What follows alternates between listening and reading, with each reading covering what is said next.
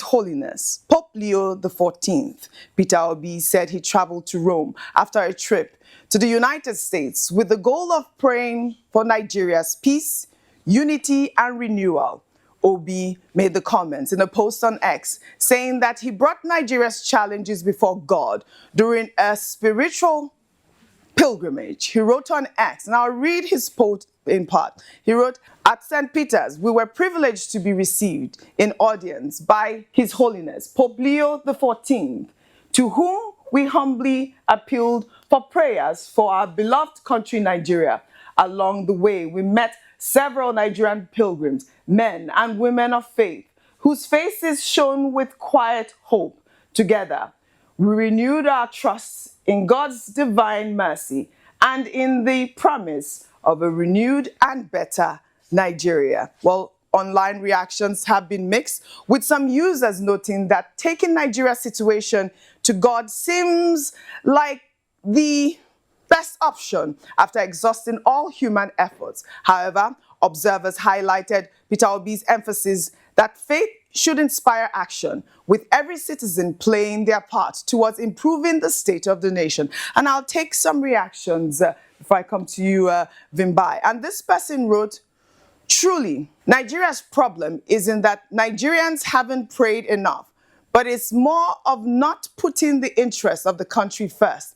If we like, let's pray from now till 1 million years without doing the right thing for our country. Our country won't change. The election period will soon be here. Let's make the right call. Hashtag God bless Nigeria." Another ex-user wrote, "Whether I agree or not about taking Nigeria's matter to God, I think as a nation we must first take the matter into our own hands, because even the Bible said the violent ones take it by force.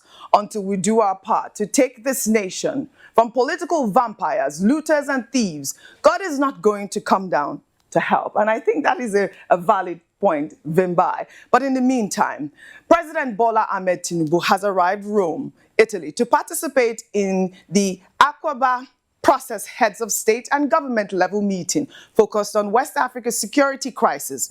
The meeting, beginning October 14th, is a counter-terrorism initiative launched by King Abdullah II of Jordan in 2015 and co-chaired by Jordan and the Italian government.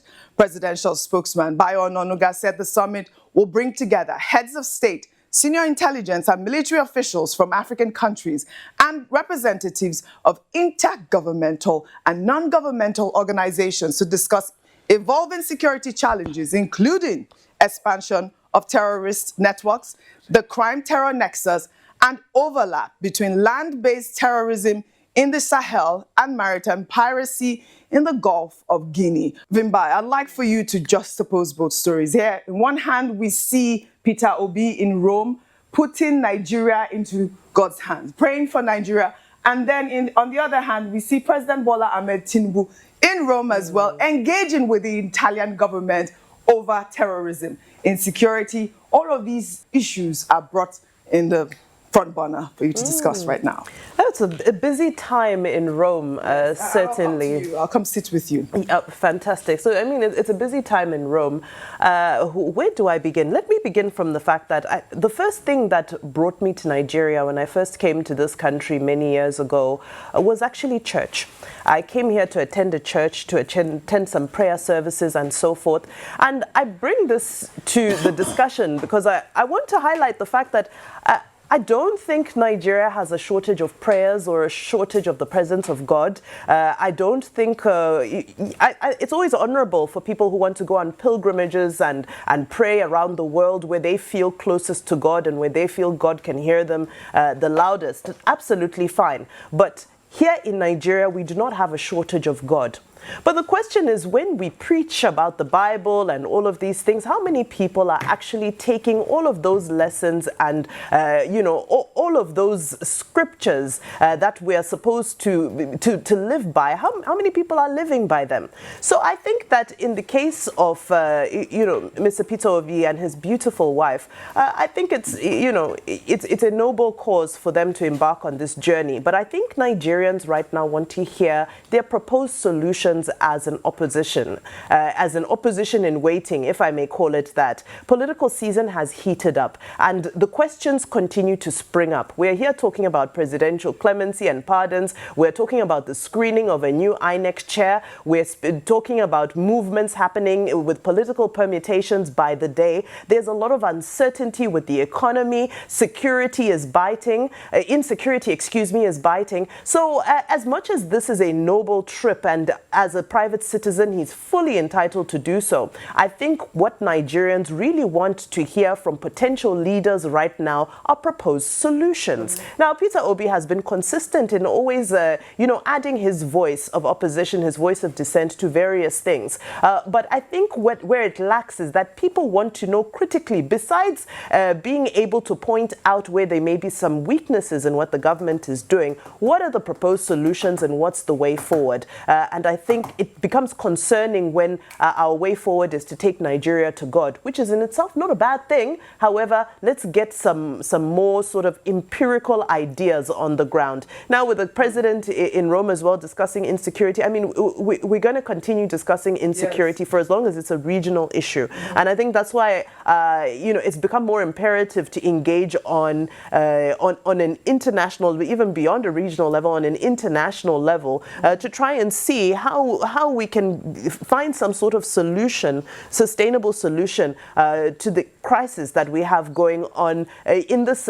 We've spoken so many times about the pressure points, whether it be, what happened from the fallout in Libya, whether it be what happens from Sudan, whether it be, the radicalization, the extremism, whether it's poverty, whether the conversation has been had so many times. Right. The question is, what are the new conversations the president will be having in Rome? What are the new solutions? Because it's no longer enough for us to continue to gather for these talk shops. We've hosted ECOWAS security summits here in Nigeria, but we're not seeing anything coming out of it. And I think it's now time for us to start seeing some more innovative interventions. As much as our armed forces are working, let's start to see more innovation. Right, a quick comment and then... Okay, quick comment. With due respect, I don't have anything against prayer. I like prayer.